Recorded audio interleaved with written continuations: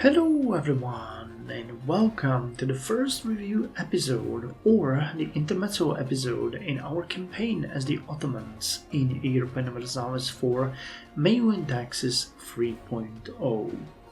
Now, as this is the first one that I'm doing of this kind, I actually would like to ask you all for some kind of feedback at what is interesting for you, what you would like to see, how you would like to see it, what I should focus on, and well, what maybe I should drop if it's not interesting for you.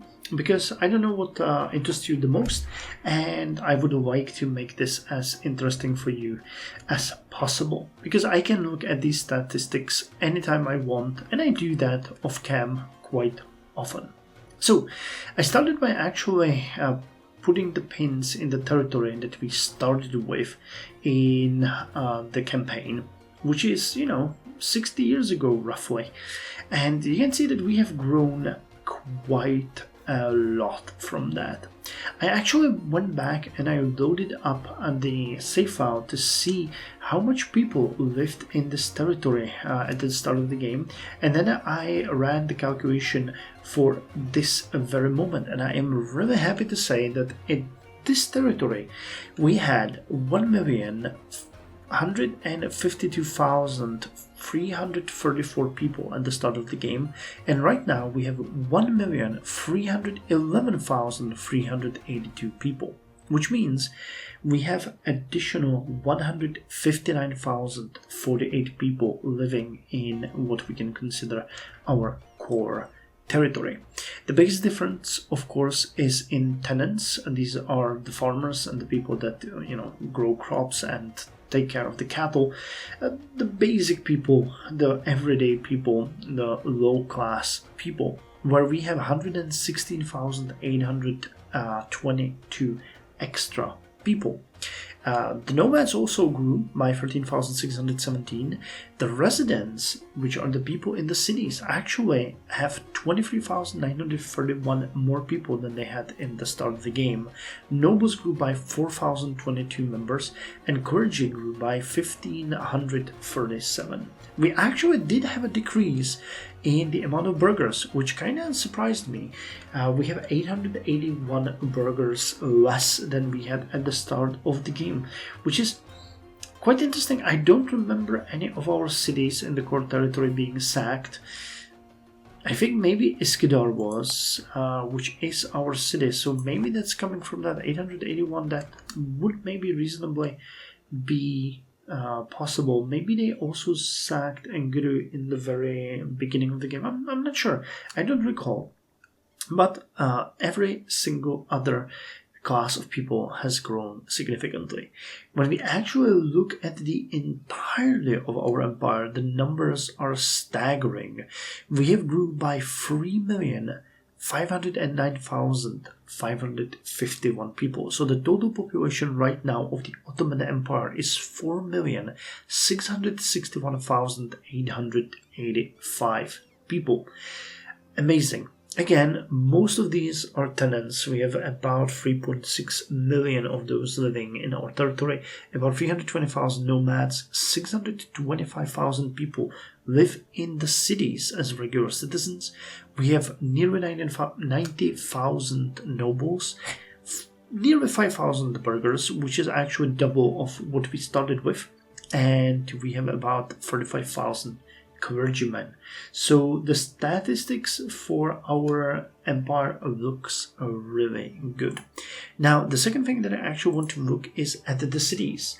We started with a couple of them, most notably Bursa, which was our biggest city. It started with rural development of 10, now we can see we have 12, but it had an urban development of 9 at the beginning of the game, and now we have only 5, which it's kind of interesting. I don't know where we lost those 4. I think the population actually might have decreased due to there not being enough amenities for them to live in the city, because, we can accommodate 30,000 people, but I don't know what we started with. I actually didn't went that far to look into it. It might be an interesting theory that that's where we lost that many people as well. and the upper development was at 2, which is the same. So the total development at the beginning of the game was 21, and now we are at 19. Second city that I consider a city anything with with urban development of 4 or more. Second city is Izmit. We have rural development there of 14. It used to be 13. We have urban development of 6. It used to be 6. The upper was 1. It is 1 now. So it used to be 20. Now it's 21. Ankara was the next city on the list, which started with rural development of 9, urban development of 7, and upper of 1. Total was 17, and now we have 20. We got 2 more in rural and 1 more in urban. And last city that we had was in Üsküdar, where we had 6 in rural, 4 in urban, and 1 in upper, for 11. Now it changed a little bit. We have 1 more in a rural and 1 less in urban development. So the overall development stays the same, but we have dropped a little bit in the urban place. When we look at the wider territory now, we have a couple of new cities. The most prominent of those is Kütahya, which is in... Wait. Where is Kütahya? In Konya? No. Kütahya. I forgot where it is. Is it in... Nope, not in Karaman. Kütahya, where are you?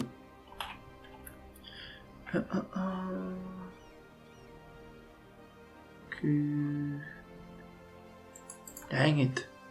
Gratia. Yeah, I'm not gonna find it like this, I think. Wait, where is Gratia? It is here somewhere. I guess, wait, I can look at development. Oh, it's in Hivendigar. I'm dumb. It's right at the edge of our borders. Okay, so Kütahya is quite developed.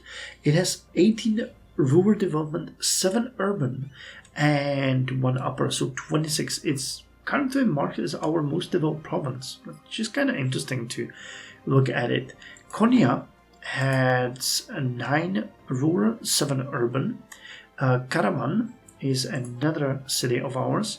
It has rural 8 and urban 5, and Chalkidiki over here has 8 for 1 for 13.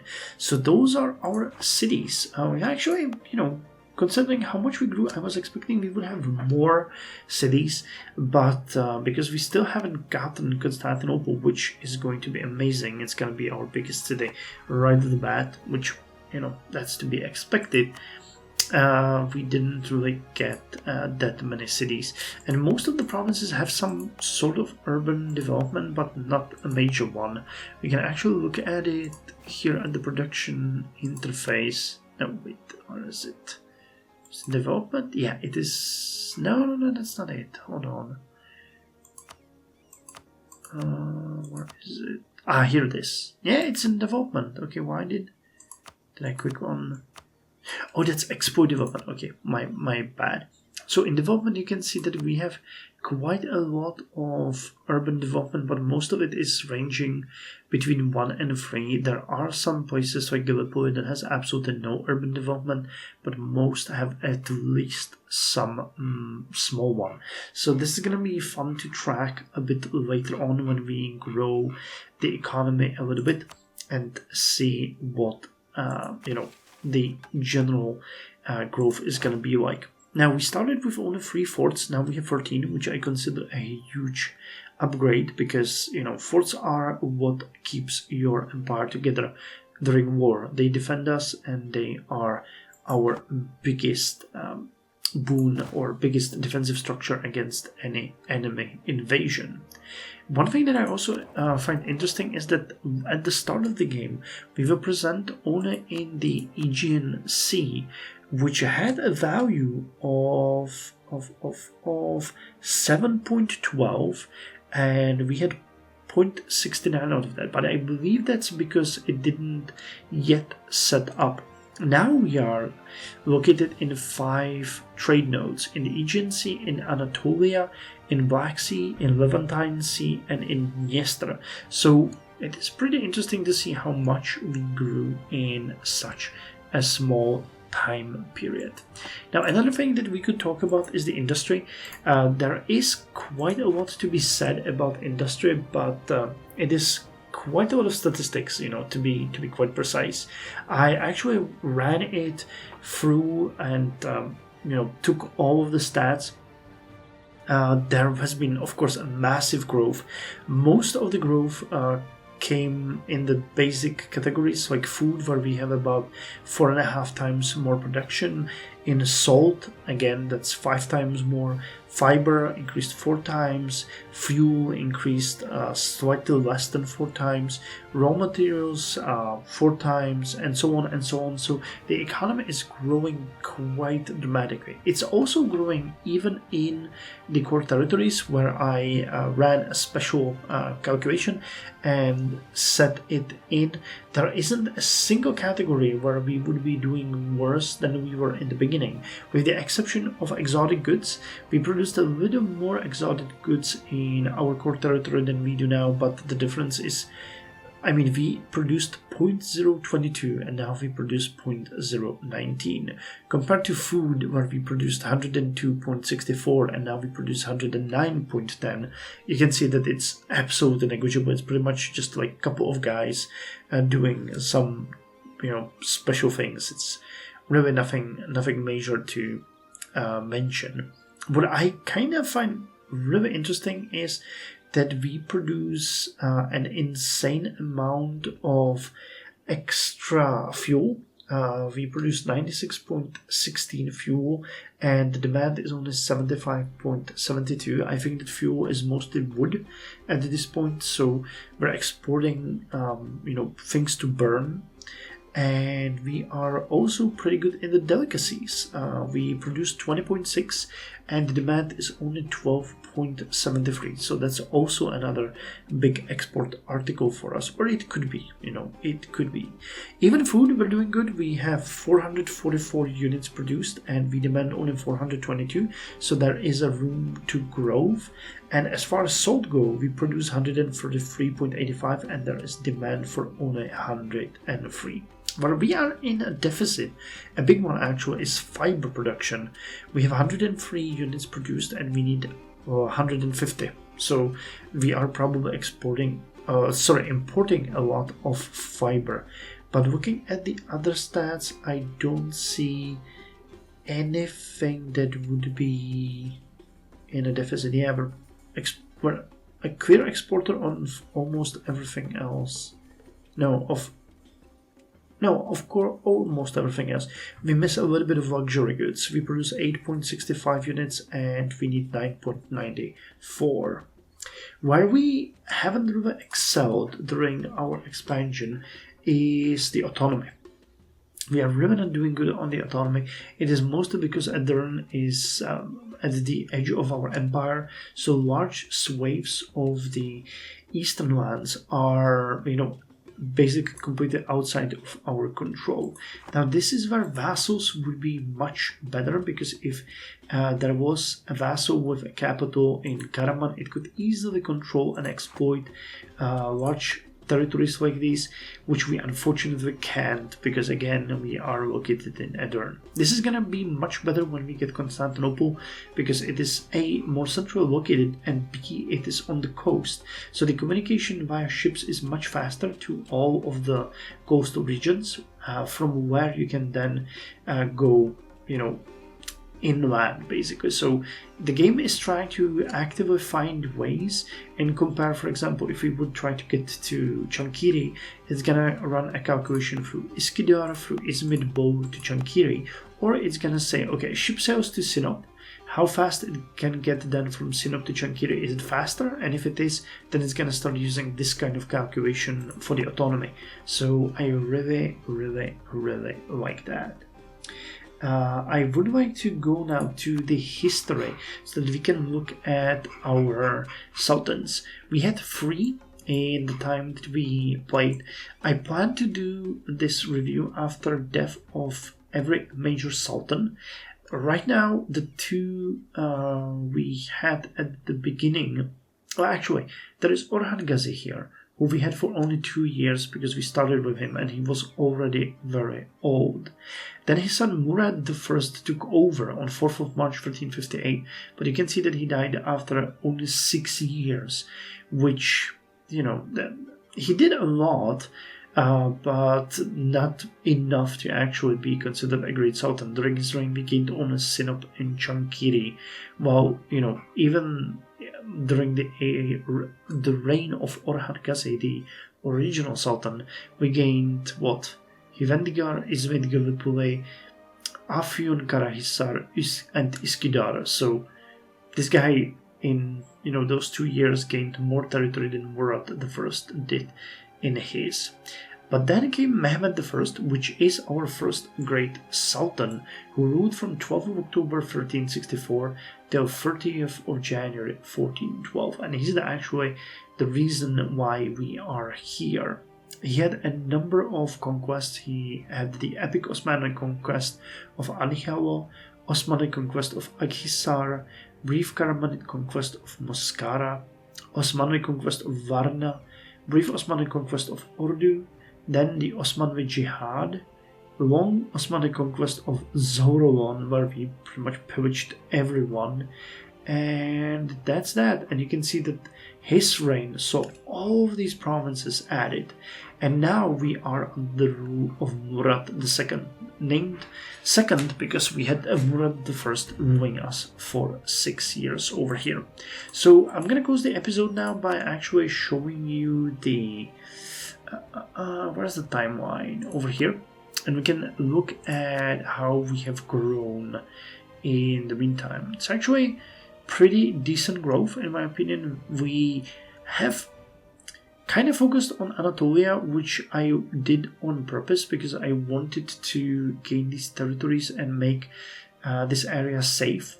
You know that I spent a lot of time actually working with Iran and Sirvan to create a sort of a defensive alliance with them due to the fact that Mamluks could invade any of us and that even Hungary could invade any of us. When we look at the beginning, you can see that Hungary was fairly small, and I'm really surprised that they actually managed to grow like this. Do we see what Lithuania did in that time? Because that one is also growing, same as Poland. And the Batu-Us collapsed after wars with Lithuania. Kiev formed, Moldova formed, but it was immediately taken by Lithuania. Transylvania as a puppet of Hungary was formed as well, and they since then been on our territory. So, you know, it would be great if we could gain Plovdiv and Thessalia in near future, and if we could actually swallow this territory from Hungary. But due to their strength and their ties to other areas, you know, Transylvania being the most prominent one, but also, you know, they have a number of other alliances, I don't think we'll be that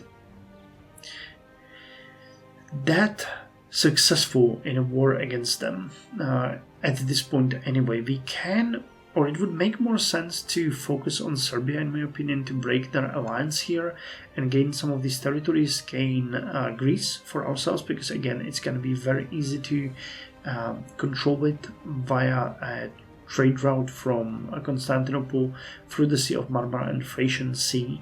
It would be much easier than, you know, control territories over here once we get Constantinople. Again, you see how bad the autonomy is in the eastern territories. So we should really focus on that. But I believe that our centralization is going to start increasing pretty rapidly. Once we get Constantinople, I would also consider invading Crimea and the areas here. We might eventually get into a war with Genoa as well over their cities over here. And they also have a city here, Hio, which we would like to add to our territory, maybe even later Rhodos and Dodecanesus and Cyprus. Again, naval communication is much faster than the land one, so whatever we do here is gonna be much better than expanding purely on land. So I wonder if there's anything else I would like to show you. I didn't know if think there is anything else that we would like to review. So if there is anything you guys are missing, please let me know. I'm really happy to put it into the next review, which hopefully is gonna come after the death of Murad II Osmanli. May he live long and prosper, because he's only 20, so if we're lucky we can have him on the throne for another 60 years or more. So anyway, thank you very much for joining me for this brief overview. I hope it showed you a little bit. I'm mostly really happy about the growth of our population, being now at, 4.5 million? Yeah, 4,661,885 people is amazing when you consider that we started with roughly 1.15 million. So yeah, to future of the Ottoman Empire, to our growth, and to, as always, our Sultan.